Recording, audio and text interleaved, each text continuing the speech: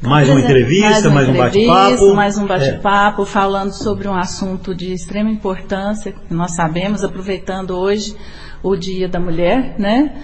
Nós chamamos a doutora Ivana Ábido para falar um pouco sobre a menopausa, climatério e a obesidade, a associação das duas nessa fase da vida das mulheres. Eu gostaria que a doutora Fábio me apresentasse, por gentileza, a doutora Ivana Ábido Martins. Você mesmo, gostaria que você fizesse a apresentação da doutora Ivana, que já se encontra aqui nos estúdios da Rádio Cancela. Bom, então gostaria de agradecer a doutora Ivana. A doutora Ivana trabalha em Ituiutaba desde sempre, né, doutora? Eu conheci a doutora Ivana na época de escola ainda. Eu a considero uma excelente profissional, de um conhecimento muito profundo e muito amplo. E gostaria que ela, a partir de agora, tomasse a palavra, né, e nos presenteasse com seu conhecimento. Bom dia a todos. E a gente fala todos porque essa questão da saúde da mulher e das relações com o corpo feminino, com o corpo das pessoas, se relaciona a todos os ambientes familiares, todos os ambientes de trabalho, inclui homens, mulheres e crianças. É impossível a gente falar da saúde das mulheres sem levar em conta a relação que elas estabelecem com o mundo social, com o mundo do trabalho, e em especial com os relacionamentos nos quais elas estão envolvidas. A gente está comemorando hoje o Dia Internacional da Mulher, que é uma comemoração relacionada à possibilidade de a gente ter uma condição de vida melhor do que as mulheres no século atrasado, do século XIX tiveram. Nós não temos melhorado muito, é verdade, não é? Então a gente está focando agora uma atenção que seja maior do que o foco no indivíduo, que seja maior do que o foco na mulher. Porque essa mulher, ela está dentro de um ambiente do mundo urbano, do mundo rural, no ambiente político, no ambiente religioso, e isso tem tudo a ver com o que está acontecendo. Eu gostaria de tocar primeiro na questão da obesidade, porque nós estamos também essa semana, esse mês todo, numa campanha mundial de combate à obesidade.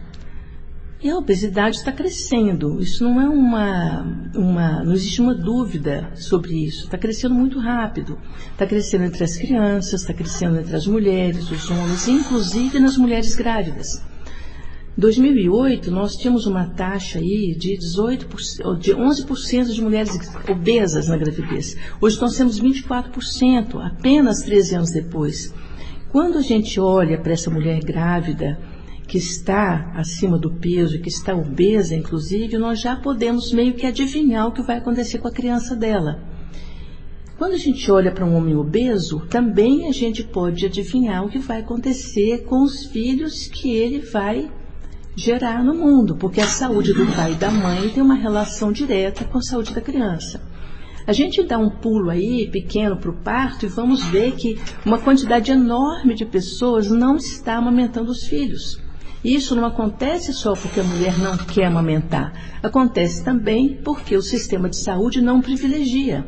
Com muita frequência a gente continua vendo, não é, Fábia, que as pessoas estão recebendo mamadeira de soro glicosado para dar para a criança, e isso acaba atrapalhando muito o desmame, né, a amamentação. Por que eu estou falando nisso? Nós estamos falando de Dia Nacional da Mulher, obesidade, essa médica está falando de gestação, de amamentação. Claro, porque é nesse período da vida que as coisas acontecem. A nossa tragédia hoje acontece porque nós estamos descuidando daquilo que é fundamental. Até um tempo atrás se pensava que a pessoa engordava porque ela era relaxada, porque ela comia muito, porque não tinha controle da comida, porque não fazia exercício físico. Hoje nós sabemos que não se trata apenas de uma equação matemática, que você vai reduzir a comida, aumentar o gasto com exercício e vai emagrecer. Quem dera se fosse assim. É muito diferente disso. Então, além de ter uma pressão muito grande para emagrecer, as mulheres sofrem ataques não só dos companheiros delas, das amigas delas, da família dela, não é? E da equipe de saúde. Com frequência a gente tem nos ambientes de saúde uma gordofobia. A mulher é sempre atacada porque ela não foi forte o bastante, ela não teve força de vontade o bastante para não comer aquele bolo, para não comer aquele hambúrguer, ela não se empenhou para preparar a comida, ela chega em casa faminta, ela come o que aparece na frente dela e ela é o tempo todo acusada. Então, a gente vive uma situação que é de violência contra a mulher o tempo todo, inclusive por outras mulheres, que não têm a menor consideração sobre o que está acontecendo. Agora, nós vivemos num lugar onde nós não estamos mais plantando a comida que a gente come. A pessoa não vai no mato mais para cavar a terra, para capinar, para plantar o seu arroz, o feijão. Não estou dizendo que devíamos voltar no passado, mas nós exageramos muito. Nós focamos toda a nossa comida na comida que está na prateleira, a comida que está ultraprocessada. Nós temos hoje o reconhecimento, o Fábio está sabendo disso também, de um dos maiores pesquisadores do mundo, entre os 50 melhores pesquisadores do mundo, é um médico brasileiro, o Dr. Carlos Monteiro, que botou claro agora, ninguém mais pode ter dúvida disso, nem na Europa, nem nos Estados Unidos, que o que está na base do processo de engorda que nós estamos vivendo são os ultraprocessados, porque eles geram inflamação. Hoje a gente diz o seguinte, que a pessoa não engorda porque ela come muito porque ela está gorda. O que quer dizer isso? Que o sistema de regulação no cérebro da pessoa que está acima do peso e está obesa é que está disfuncionado. Por isso que a gente tem que ter atenção que nem só a gente pode trabalhar com estilo de vida bom, que é mudar para a alimentação de verdade, ou ampliar a possibilidade de atividade física, mas também nós podemos contar com remédios. Aí nós temos um problema novo, não é? Que a quantidade de remédios está criando uma expectativa de que as pessoas vão emagrecer sem fazer esforço nenhum, sem fazer nenhuma mudança. Nós temos pessoas que relativamente magras, que com um pouquinho de barriguinha, um pouquinho de pneuzinho, quer usar o Ozempic, quer usar Mounjaro, como se essas drogas não trouxessem efeito colateral. E o grande problema que a gente está tendo com esse mundo louco de drogas, inclusive manipuladas e drogas falsificadas e tudo, é que a pessoa volta a ganhar peso. E o efeito sanfona é considerado uma das piores condições clínicas que a gente pode ter. Você tem lá seus 20 quilos a mais, de repente você emagreceu 10 e aí volta e ganha mais 15. Então você tem a mais 5 quilos além daqueles que você tinha. Então esse é um nó. E por que a gente está relacionando isso com o climatério? Eu sei que tem esse problema na adolescência, claro, mas quando a gente tem uma mulher de 40 anos, nós já podemos estar no começo do climatério, 42, 43 anos, às vezes a menstruação fica irregular, às vezes o sono se altera, a pessoa começa a ter uma tendência para engordar que ela não tinha antes com a mesma alimentação.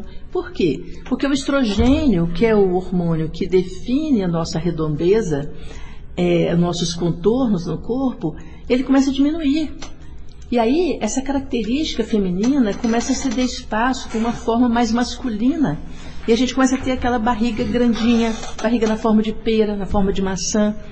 Por quê? Está faltando estrogênio para a gente manter uma configuração corporal mais apropriada. Então, a falta de estrogênio, ela leva também a uma mudança na composição corporal. Eu começo a ter mais gordura do que músculo. Como é que a gente gerencia isso? Nós temos hoje, e um dos problemas sérios é a medicina, eu preciso confessar isso para vocês, essa quantidade de faculdade de medicina crescendo loucamente é um dos grandes problemas que a gente tem hoje, vamos ter mais ainda, porque nós temos uma má formação de profissional, nós temos cada vez mais profissionais, isso inclui também outras áreas de saúde, que morrem de medo de prescrever hormônio. Então ainda, 20 anos atrás, quando havia um risco de câncer de mama, porque o estudo de 2001 foi mal interpretado. Hoje nós sabemos que não há o menor problema, se você souber a clínica da pessoa e os exames básicos dela, de fazer uma oferta de reposição hormonal que pode mudar dramaticamente a história natural dessa mulher. Ah, mas não é natural? a gente envelhecer? Só que hoje nós sabemos que estamos vivendo muitos anos mais. As mulheres antigamente morriam com 50, 60 anos. Não é todo mundo que tem história de uma avó de 80 anos que viveu sem nada. Nós podemos adaptar, mas para muitas mulheres, não só o trabalho preventivo aconteceria com a reposição hormonal, como também um trabalho terapêutico, porque vocês já viram, e vocês também já passaram por isso, muda o sono, começa a acordar de noite, tem calores pela cabeça acima, pelo peito, acorda suando, demora para dormir. Ninguém é feliz, ninguém rende no trabalho, ninguém fica tranquila quando não dorme. Então, quando a gente pensa que a reposição hormonal pode ser o principal motivo de a gente usar a reposição hormonal, que a gente pode manejar sono, fica tudo melhor. A gente tem problemas, por exemplo, ligados à infecção urinária. Com muita frequência as pessoas têm infecção urinária de repetição por falta de estrogênio, porque a mucosa da uretra, a mucosa da vagina vai perdendo vitalidade. Ora, o que custa a gente aplicar uma pomada de estrogênio para não permitir que essas infecções aconteçam? Porque também a mulher não consegue trabalhar, ela começa a ter dor para urinar, ela dorme mal, acorda mal, vai tomar antibiótico, atrapalha a flora intestinal toda, porque ninguém tem a ousadia de prescrever para ela. Ah, não, se você tem uma mãe com câncer de mama, você não pode nunca mais pensar em estrogênio na sua vida. Isso é atrasado, isso é um tabu antigo. Se os médicos não estudarem, não lhe trouxerem para essa a realidade das pesquisas novas, as mulheres vão continuar sendo tratadas. Nós chamamos disso de omissão terapêutica, que é uma negligência no cuidado. Para isso a gente tem que ensinar vocês todas, alfabetizar as mulheres a respeito dos cuidados, porque quando essas mulheres chegam na atenção primária, seja no convênio de saúde, seja no PSF, repito, a atenção primária não é ligado ao SUS. O SUS tem uma grande rede de atenção primária, mas a atenção primária ela acontece no momento que a pessoa está começando a adoecer, quando não complicou. Então, se nesse momento que a mulher está precisando de ajuda, ela recebe uma prescrição correta, nós podemos minimizar o ganho de peso, fortalecer a estrutura óssea dela, garantir uma qualidade de sono que, em última instância, vai significar menos problemas de memória. Porque a gente precisa casar o cuidado olhando para todos os aspectos. A prevenção de Alzheimer não é hoje definitivamente feita com hormônios. Ainda não temos nenhuma evidência de que usar hormônio vai impedir ou vai retardar a manifestação de demência. Mas nós sabemos que uma pessoa que dorme mal, uma pessoa que está inflamada, que está na obesidade, ela vai adoecer no sistema nervoso central também. Então, o recado que eu daria para vocês precisam se informar bem a respeito disso, e não é injetando hormônio, não é botando chip da beleza, não é ficando, nossa, se eu tivesse dinheiro eu ia pagar para esse médico botar um chip em mim de gestrinona, de testosterona, de estrogênio, de qualquer coisa. O chip da beleza é uma mentira. Não existe um chip da longevidade. Nós estamos num comércio tremendo de hormônios que está criando uma expectativa em muitas mulheres para que, como se fosse assim, o objeto do meu desejo, é isso que eu preciso para ser feliz. Eu preciso de hormônio, ou eu preciso de uma plástica, ou eu preciso de emagrecer para ficar melhor. Então, a pressão sobre as mulheres para serem bonitas, para serem magras, ela se torna uma opressão. E nesse sentido, tanto as equipes de saúde quanto as outras mulheres fazem tão mal para nós todas como os homens fazem. Então, eu acho super importante que cada pessoa, cada enfermeira, cada fisioterapeuta, cada psicóloga, cada médica, cada médico da atenção primária leve em conta que nós não podemos trabalhar com a cabeça de 20 anos atrás. Nós precisamos estudar muito, tem muita coisa boa acontecendo, tem muita novidade boa para trazer um certo consolo e dar uma estrutura de saúde muito melhor do que nós podíamos ofertar para as mulheres 20 anos atrás. Isso não é magia, isso não é milagre, cada pessoa vai ter que se adaptar de um jeito. A gente precisa conversar com os médicos. Você vai à consulta e pergunta assim: doutor, eu não poderia ter benefício com a reposição hormonal? Se o médico falar assim: não precisa não, você está bem assim, está tudo bem, é melhor desse jeito, troca de médico. Esse médico está desatualizado. É claro que eu não vou recomendar reposição hormonal para uma mulher que está infartada, uma mulher que está hipertensa desregulada, uma mulher que está obesa com placa de aterosclerose no pescoço. Ela tem contraindicação de usar hormônio, mas poderia usar um adesivo. Cadê a política pública nacional do Ministério da Saúde em relação à obesidade, em relação ao climatério? Nós temos muito pouco, mas a novidade que a gente tem nesse momento, Daniel e Fábia, é que o governo federal acaba de disponibilizar um remédio muito bom, que é a lilaglutida, para ter uma ajuda muito boa para as pessoas que têm uma fome louca, não é? E não tem saciedade nenhuma, ela vai comer o tempo todo. Nós temos hoje uma medicação maravilhosa, que é a dapagliflozina, que a gente pode usar para as pessoas que estão começando ali com a síndrome metabólica, um pré-diabetes, que pode ajudar bastante. Nós temos medicação que tem um custo muito bom, como a bupropiona, para acalmar um pouco esses sintomas, no fim do dia, principalmente. A gente tem como usar isso na atenção primária. O medicamento tem um preço super acessível. E nós temos como a maioria das mulheres, especialmente eu falo para as avós, que são essas mulheres que têm aí seus 50, 60 anos, elas vão gastar menos dinheiro colocando um creme de estriol, de estradiol na pele, do que elas gastam comprando Coca-Cola para os netos no fim de semana. Então, preciso criar uma prioridade. Onde é que você está gastando o dinheiro do seu salário, ao invés de gastar só com seus netos? Qual o tempo que você poderia dispor para você fazer uma aula de hidroginástica? Ituiutaba tem um lugar incrível, né? Nós temos o SESI, que hoje oferta uma associação, você paga R$ 66 por família e pode usar o clube sábado e domingo. Muita coisa mudou na ciência. Hoje nós sabemos que se a pessoa fizer uma atividade física intensa no fim de semana, é suficiente para fazer uma prevenção de câncer, de obesidade, de diabetes, de hipertensão e de derrame cerebral. A gente pensava que não, esse atleta de fim de semana não vai dar em nada, vai dar ruim. Não é mais assim. Hoje nós sabemos que se você estivesse trabalhando sentada, e você sair da cadeira e dar uma corridinha, vai para o banheiro, vai correndo, vai tomar café, vai correndo. Banca maluca, vai correndo, porque quando você dá essa aceleração cardíaca, você está protegendo a musculatura cardíaca, você está mobilizando a musculatura. Às vezes basta ficar na ponta do pé, subir e descer o pé, marchar soldado, dar uma corridinha. Então, existem muitas opções que são bem diferentes de a gente ficar implantando pracinhas, tem aquele monte de brinquedos azuis e amarelos pelas praças, beleza. Mas se não tem ninguém para ensinar a mulher como é que ela vai se exercitar, não funciona. Então, é absolutamente cruel, eu chamo de crueldade, quando o médico fala assim: você tem que melhorar a sua atividade física. Como que a mulher vai fazer isso? Você tem que comer menos. Melhorar a sua comida, como que ela vai fazer isso? Qual é a estratégia? Porque às vezes a comida mais barata está no supermercado na forma de saquinho. Uma comida que os nossos bisavós não comeriam. Eu ia perguntar: o que é isso? Não é?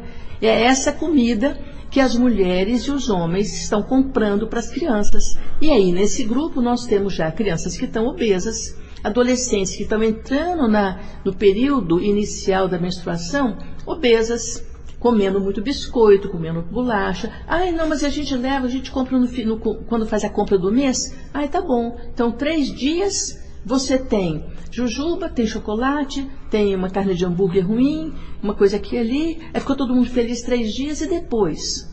Então, eu tenho recomendado para as pessoas que elas segurem a compra dessas bobagens, especialmente as gelatinas, as coisas com muito corante, com muito conservante, e reserva um pouco desse dinheiro da compra mensal para ir para a praça comer churrasquinho, mesmo que seja só uma vez, porque é disso que os filhos vão se lembrar. Eles vão lembrar do dia que foram ao cinema com o pai, do dia que foram para a praça, que seja com a família. Então, é fundamental que a gente mude esse olhar para que haja uma compreensão maior de que a comida de verdade pode ser fortalecida nas casas. É preciso que a gente crie uma política pública de... Nós temos que ensinar as pessoas a comerem de novo. Porque ficou muito fácil comprar no supermercado, fácil e barato. É possível ter uma comida acessível que não seja comprada pronta? Ah, mas aí nós temos de novo, vou fechar o ciclo agora, outra sobrecarga para as mulheres, que além de levar as crianças para a escola, lavar roupa, fazer a comida, arrumar a casa, elas têm que ainda, que a doutora sugeriu, não é? Fazer comida em casa para todo mundo e ninguém ajuda a fazer nada. Então, a sobrecarga feminina, ela não cedeu. Nós temos o tanquinho, temos máquinas de lavar roupa, temos telefone celular, temos ônibus para andar para lá e para cá, mas a sobrecarga doméstica é imensa. Então, é preciso que, como grupo, como pessoas da mesma cidade, que pertencemos às vezes à mesma igreja, tenhamos que parar para pensar o que nós podemos fazer de maneira coletiva, porque trazer para a mulher e mesmo para o homem a obrigação de emagrecer, como se isso fosse um problema do indivíduo, é outra crueldade. O problema da obesidade no mundo não é uma decisão do indivíduo. Eu nunca ouvi alguém falar assim, eu quero ficar gorda. Já vi gente muito magra falar, queria ser mais cheinha. Mas eu nunca vi alguém falar, eu quero ficar bem gordona. Não, as pessoas gostariam de ter um corpo que fosse ágil, que fosse mais saudável, e isso não quer dizer que a pessoa com sobrepeso é feia. A obesidade não tira beleza. Quando a gente fala de obesidade aqui, nós não estamos falando para as pessoas ficarem mais bonitas, para desinflamar menos, para ter menos risco de câncer, menos risco de doença cardíaca, ter mais agilidade. E todo mundo vai ter o mesmo padrão de corpo? Nunca deveria ser assim. Vai ter o mesmo padrão de atividade física? Nunca. É preciso cada pessoa ter piedade de si mesma, o que não quer dizer comer o chocolate porque eu estou cansada, não quer dizer eu vou comer esse biscoito, essa batata frita toda porque eu mereço, porque aí você não está sendo correta com você. Mas o ciclo se fecha quando a gente entende que a violência contra a mulher, ela se dá em todos os níveis. E a primeira pessoa que tem que dizer não, isso eu não aceito, é você. Doutora Fábia, 10h27, pode encerrar.